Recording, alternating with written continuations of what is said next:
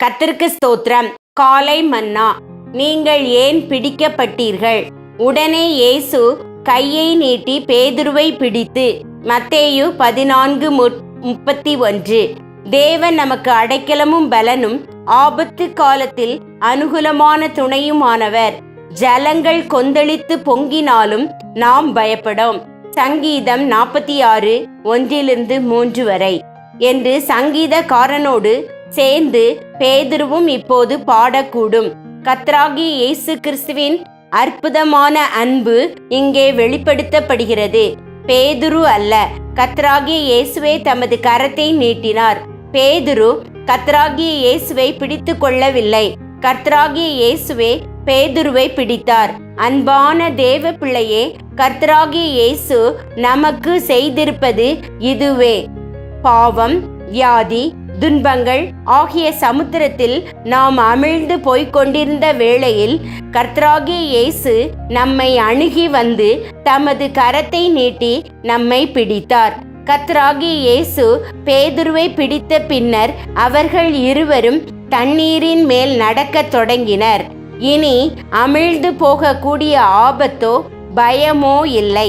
முதலாவதாக பேதுரு தண்ணீரின் மேல் தனியாக நடக்க பிரயாசப்பட்ட போது அதில் தோல்வியுற்றார். கர்த்தராகிய இயேசுவின் சகாயம் செய்யும் கரம் நம்மை பிடித்தாலொழிய நாம் நமது சோதனைகளுக்கும் துன்பங்களுக்கும் மேலாக அவற்றை நம் பாதங்களுக்கு கீழ்ப்படுத்தியவர்களாக நம்மால் வாழ இயலாது. இப்போது கர்த்தராகிய இயேசு தன் கரத்தை பிடித்திருக்க பேதுருவால் தண்ணீரின் மேல் வெற்றி நடை போட முடிகிறது. பேதுரு தண்ணீரினுள் அமிழ்ந்து விடாமல் அவனை தண்ணீரின் மேற்பரப்பிலேயே நிறுத்தி தாங்கிக் கொண்டது எது? அநாதி தேவனே உனக்கு அடைக்கலம். அவருடைய நித்திய புயங்கள் உனக்கு கீழாக இருந்து உன்னை தாங்கிக் கொண்டிருக்கும். உபாகமம் 33:27 என்ற வாக்குத்தத்தமே அந்த இரகசியமாகும். தனது பாதங்களின் கீழ் தேவனின் நித்திய புயங்கள் இருப்பதை உணர்ந்து பேதுரு பரவசம் அடைந்திருப்பார் அல்லவா?